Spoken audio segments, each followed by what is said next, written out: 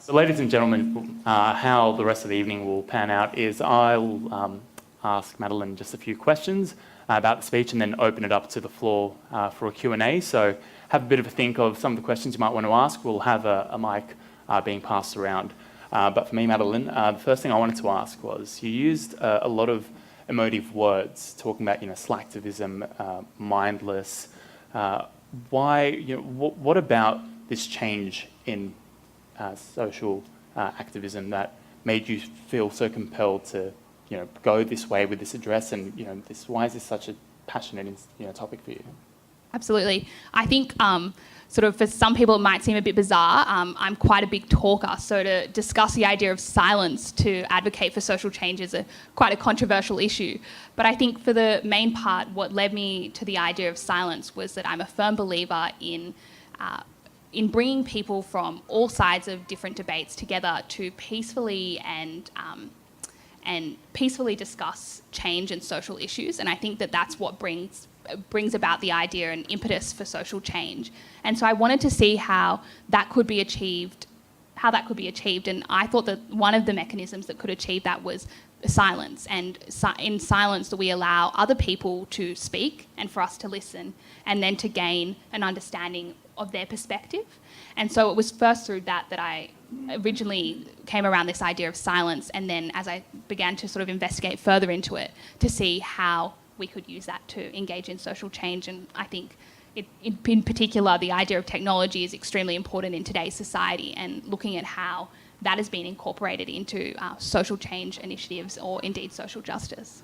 It's such an important point that you talk about with listening. I mean, whether it's social media or in person, we're very passionate about our political or ideological views, and it seems as though there's a lot of waiting for your turn to speak and not hearing someone else's opinion. Has that kind of, you mentioned that played a part in why you wanted to talk about this tonight, but you're a young lawyer, you've noticed a lot of changes in the last few years. What have you noticed? Are you noticing a lot of that kind of happening as well? Yeah, I think that's a big thing that I noticed, especially, being a Facebook user and Instagram user myself, that often friends of mine or relatives are commenting on social issues. So it's quite a prominent thing that, we can go on this sort of bus trip, if you will, and scroll through our Facebook feeds and find that, sort of every second person is having something to say. But I think that there's a distinction to be made between people who are saying these things and people who are actually engaging in these issues. And I think sort of further that idea about allowing people to speak and giving people the respect that they deserve has been something that I've definitely discovered at my time at Notre University. So Notre Dame is a Catholic university, but has a number of students from a variety of different backgrounds. And I think what's really interesting about that is that in class discussions, particularly discussions on sort of contemporary legal issues or jurisprudence, that we actually engage in a variety of different debate and open dialogue about different issues that are affecting both the legal system and Australia in general. And that allows us to have really respectful conversation. And I think that at times that's something that's lost outside of the university, or particularly the Notre Dame community. That's funny that you say that. We were talking about this a bit before, and don't take this generalisation the wrong way. As a lawyer, lawyers are very opinionated, and how hard was that for you to navigate through? Yeah, really hard. I'm someone who really likes to get my way, and I'm very opinionated about certain issues. So to be able to hear somebody else's perspective in a way that I don't immediately think that it's wrong was a very difficult thing, and something that I think I'm still on a journey to, and I think it doesn't just happen overnight. It's something that you have to make a conscious decision to think about how other people's ideas might actually be practically working, or what the intention of where the intention of those ideas come from, so what perspective they might bring to that debate. But I think it does require a very deliberate thinking and change of mindset to be open to discussion and debate. I don't think you can engage in that necessarily when you're in the courtroom or answering emails to the other side. So I think it's a very separate thing from perhaps your role as a lawyer. Yeah, I mean, the other main thing that you touched on is the practicality of it all. People think to come to a resolution with the discussion is that one person completely agrees with them rather than, kind of meeting in the middle or at least moving an inch. I find that the biggest difficulty is how does, we're not all leaders, in the example of Justice Beazley, that was an important stand, but, for your average punter who doesn't have that platform to elicit change, what can they do? I think that it starts with the people that you surround yourself with and the people that you talk with. And I think that we all have in this generation an onus to engage in meaningful discussion about social justice issues or the issues that are affecting our society with the group that surrounds us. And that means that I think when you engage in that sort of discussion, that you can then begin to hear other people's perspectives, and also other people and yourself move a little bit closer to sort of a midway ground where you can find similarities between what you identify with, but you also can find those differences, and it's only from those differences that you can begin to carve out a way to sort of address that issue. How do you navigate between what is collectivism, not just from a person, but from organisations?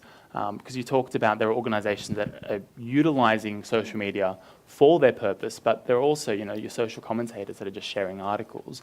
How do we disseminate through all that information too? It's not an easy question. There's no right answer. There is wrong answers, but what are some practical measures that people could take?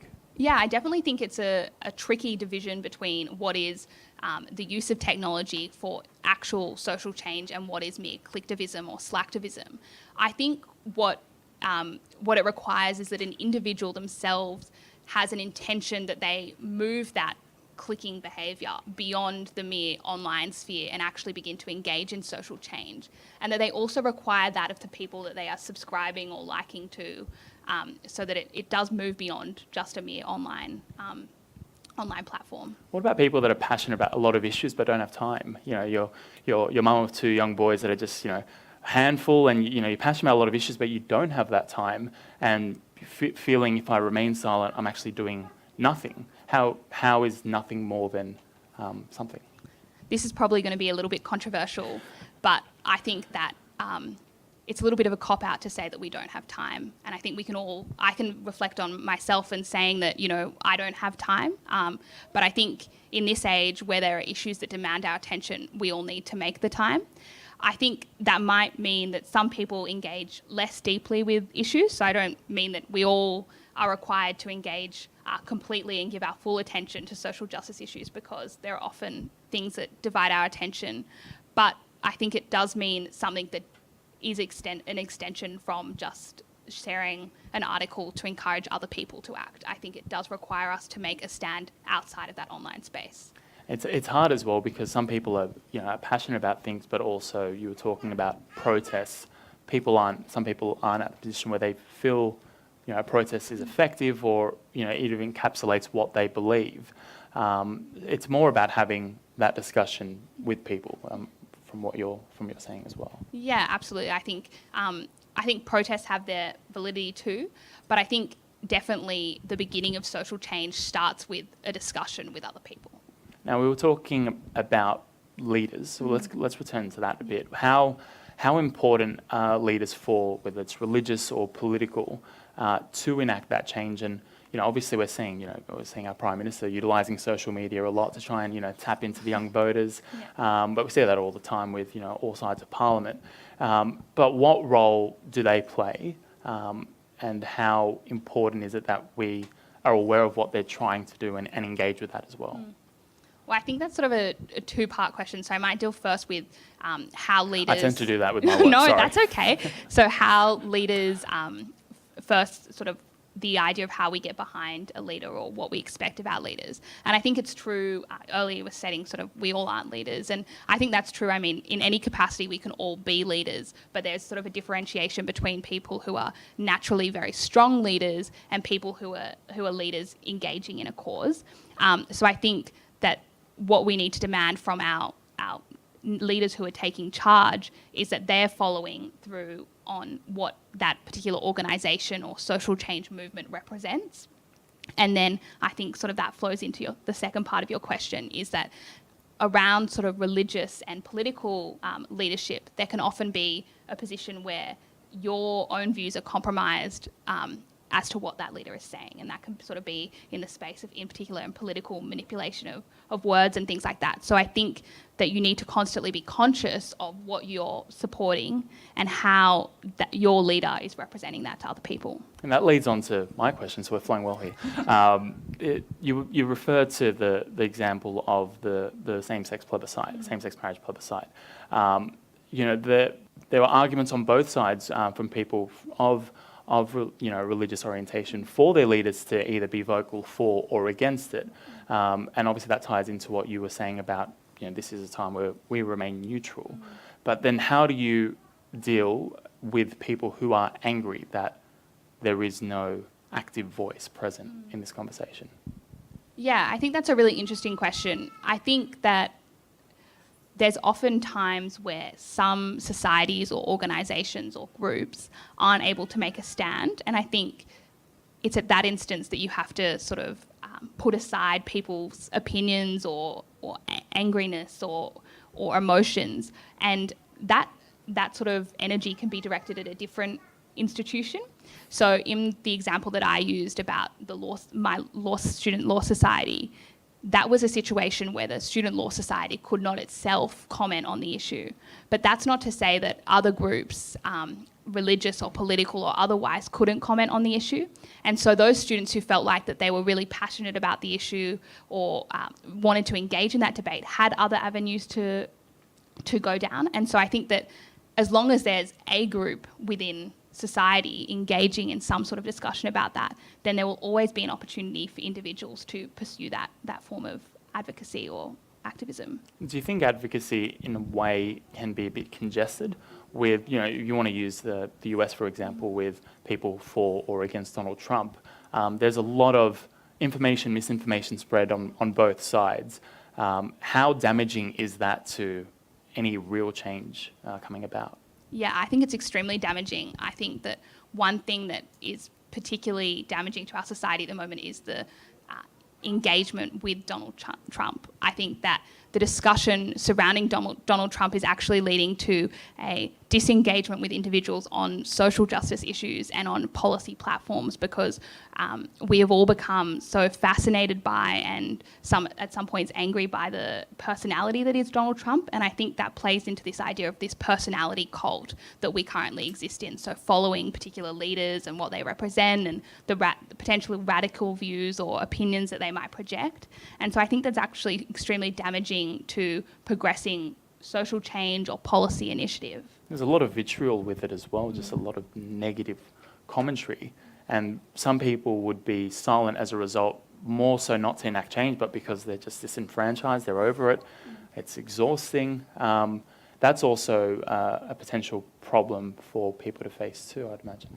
Yeah, I think that's one of the problems with being silent. And I think that's that's definitely why I, within my keynote, address the idea that there are times that we do need to stand up. And although I discuss the idea and the importance of silence as a tool and a means of social change, there is times that we can't remain silent. And I think the ability to be disenfranchised with politics or policy initiatives is extremely detrimental to the engagement or improvement of our society.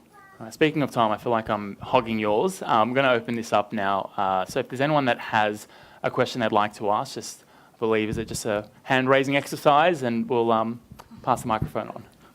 Good evening again. In the age of cyberbullying, social media abuse, online racism, that needs to be somehow regulated and restricted, which can cause going to instances of suicides and similar things. We are also stretched in a position when the government wants to regulate privacy on social media and also crypted messaging between citizens. And I believe that everyone has right on privacy, that my messages are just between person that I share with. So now we are challenged with activism that people want to say no. However, we have government in position of Minister of Home Affairs who doesn't listen the citizens of this country and believes that it's for our greater good.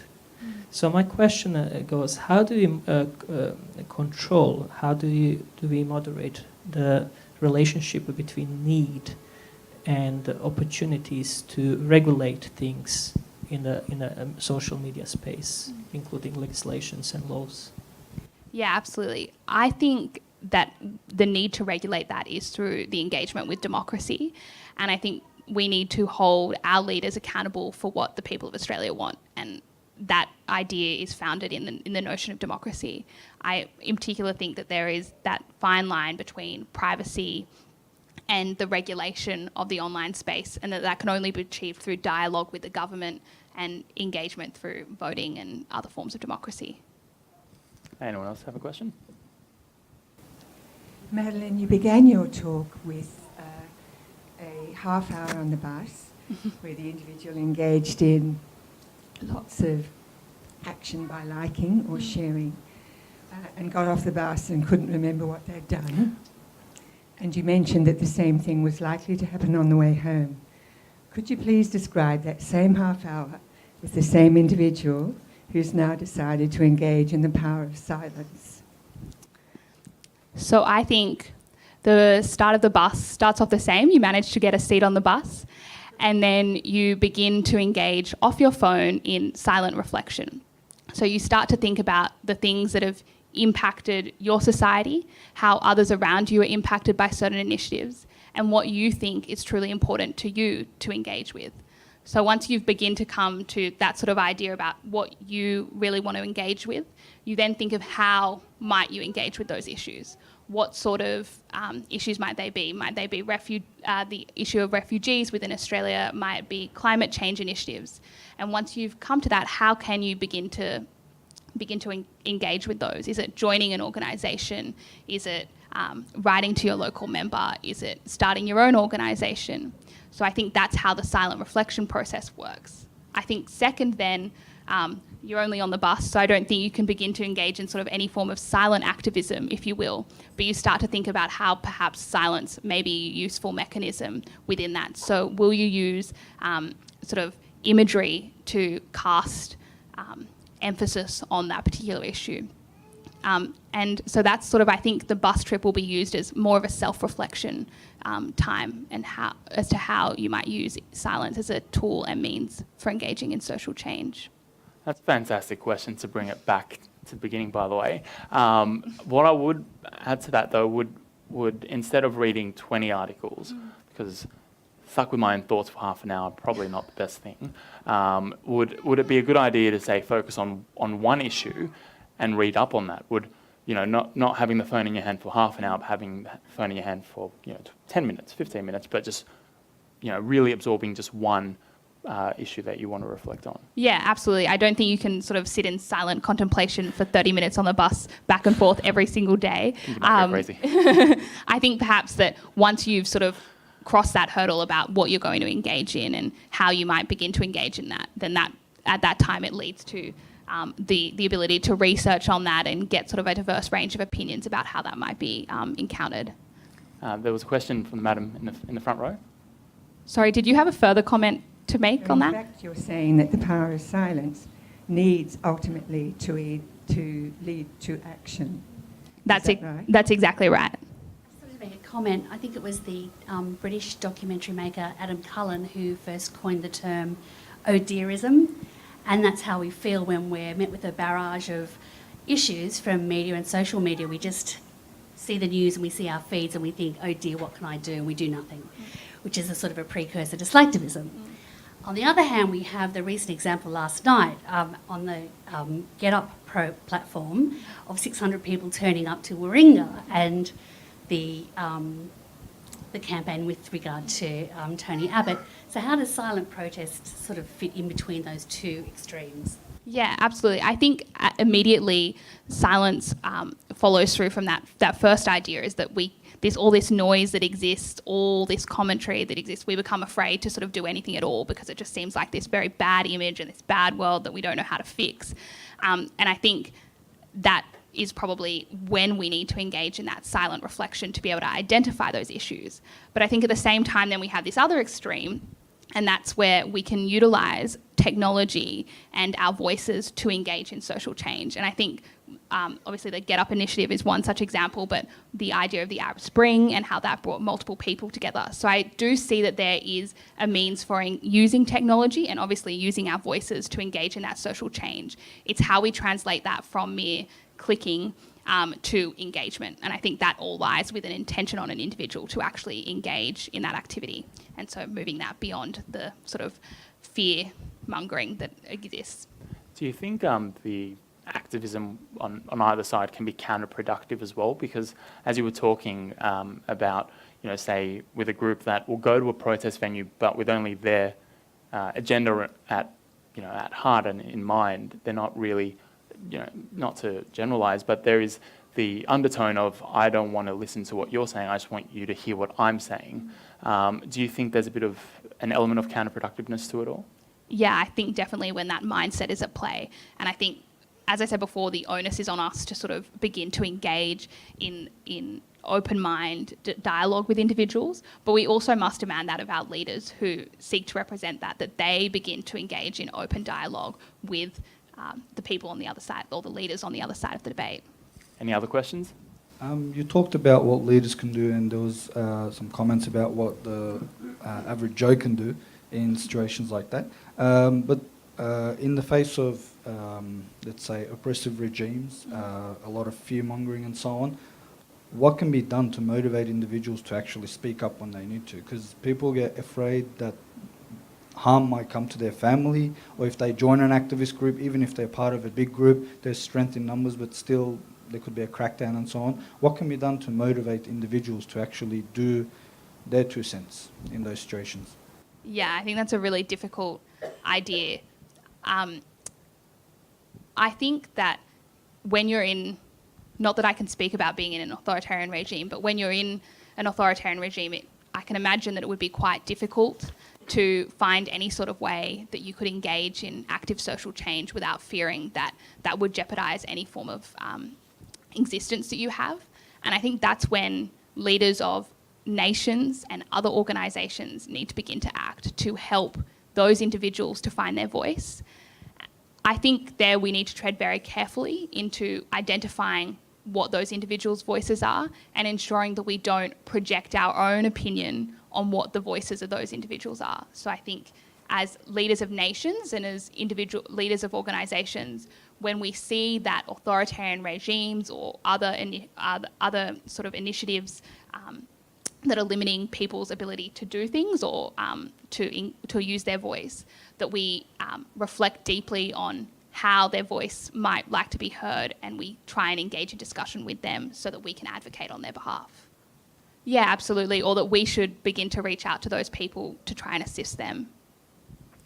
It's also quite difficult as well with people in countries where they don't even have access to social media. So finding a platform to have their voice, as you mentioned, so is the only way that change could come about, as you mentioned with the Arab Springs. But also with too much noise on other issues, it can bury their voices too. Yeah, absolutely. And I think sort of authoritarian regimes is a classic example that we can use technology to create a lot of noise about issues that are concerning us in Australia, and they can dominate our view of the world and we can become sort of absent-minded to the issues that are affecting individuals in countries where they don't have a voice. So I think we do always need to be conscious of what is going on in the world around us and not just what's happening domestically. Hi. So the thing about social media is that it's customised to the unique user because they follow and like the pages and issues that interest them. So, for example, I'm a massive sports fan, so I see a lot of sports like issues and controversies come up on my Facebook feed, my Twitter feed. My question is, do you think that people that see those issues that only interest them, do you think they should try and branch out into other issues or focus on the ones that interest them mostly? I think that people should branch out to the different debates engaging with different issues, but I don't think necessarily that you should engage in you should be liking and subscribing to a number of different issues. Although I think that you should be versed in everything that's going on in the world, I think that as a social activist, you can only dedicate yourself to a number of causes. Otherwise, you begin to only touch on each cause. So I think it's, the idea that, you can't have your hands in too many pots. So whilst I think that you should be open and subscribe to diverse opinions on one issue, I think that you don't want to spread yourself too thin. I was really interested in the position that the society took on same-sex marriage. And of course, a lot of organisations binded their organisations or organisational leaders to either a pro or an anti same-sex marriage position. I'm just interested in the threshold question in terms of what issues your society would continue a neutral stance on. For instance, what would happen if an Australian Republic issue came before the society, or an asylum seeker issue? Where does one draw the threshold in maintaining the neutrality of stance, or actually have to make a difference by expressing a firm positive or negative view? I think I can say that we definitely wouldn't take a stance on the Republic, Australia becoming a Republic issue. We at most try and distinguish ourselves from any form of political commentary. I do think that at times we have a social justice portfolio that is dedicated solely to advocating on behalf of social justice issues. So I think at times our society can delve into that space in the form of asylum seekers and sort of not seeking to cast political comment, but addressing or being assisting in sort of the cause, if you will. Or every year we have a sleep out, which is designed to raise funds for homelessness, and this year we ran a sock syndicate, which was also designed. People bought socks, and then we purchased socks for youth off the streets, and so they were dispersed to other people. So I think in that space we can provide commentary and assistance in that social justice realm, but it can't step into that political commentary. So I think you have to find that fine line between being involved in social justice initiatives and actually discussing political agendas. And Madeleine, you and I were speaking about this issue before the event began, because there's a lot of similarities with my line of work. In journalism, obviously impartiality is paramount to our profession.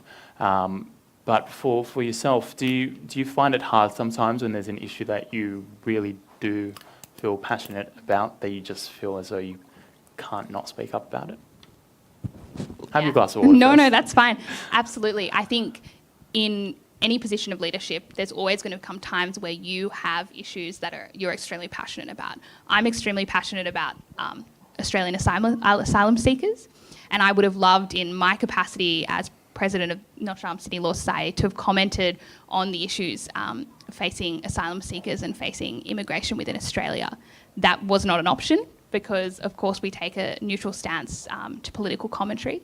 And so I think there is the capacity as a leader at times of such organisations to use your own voice in separate to that of the society to generate change.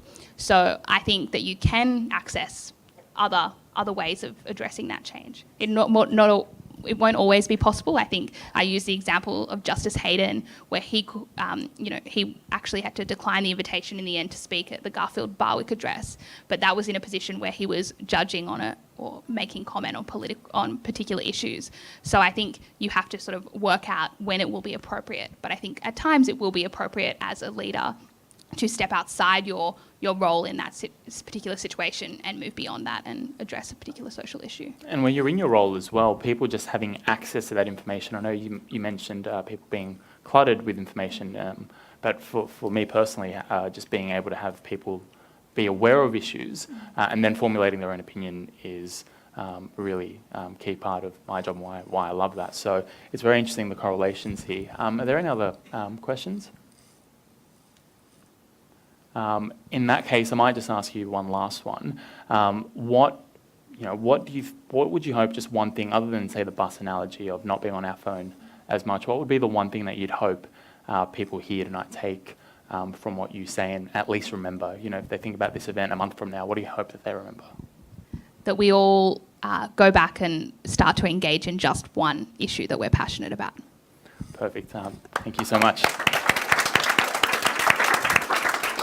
So now I'd like to call upon Priscilla Bryce, who's the Managing Director of All Together Now, to present a small gift to Madeleine.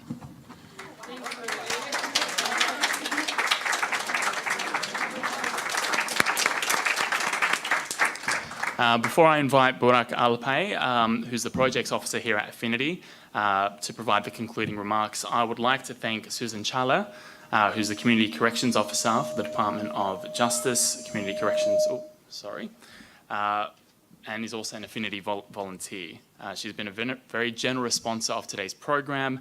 I would like to invite now Madeleine to present a small gift as a token of Affinity's appreciation. And Susan will also say a few words afterwards. If you're not in front of the sign, it doesn't count, so you have to go there. Susan, please. Thank you. I didn't take the bus in tonight. I did take the train, and I did sit in silence while writing my speech on the train, so I think I'm on the right track. A fantastic evening, as all Affinity programs are. I'd like to thank Madeleine and yourself for making it so insightful for us. It gives me immense pleasure to be here this evening. I have personally been affiliated with Affinity for a while now, working alongside Mr. Ahmet Polat and other founding members on various community projects over the subsequent years since the Foundation's inception. Such programs include the Ramadan home iftars, Saturday barbecue luncheons, Sunday barbecues and breakfasts hosted at home. But it truly is a rewarding establishment who continue to achieve major milestones with regards to community enhancement and social cohesion, and I wish them all the best in the continuation of the A+ youth seminars. I guess for me, the greatest thing that I had ever done with my life is to basically make it less about myself and more about others. I have spent the last 17 years of my life in the public sector working as a parole officer, taking care of society's most vulnerable, as well as managing the most heinous offenders ever imaginable. Ultimately, again, which is to promote change, which has been, I guess, tonight's keyword. And I live by the mantra that we find ourselves once we lose ourselves in the service of others. And, because I do not merely work for a paycheck, I also had no hesitation at all in sponsoring tonight's event. So why is it so important that such events continue?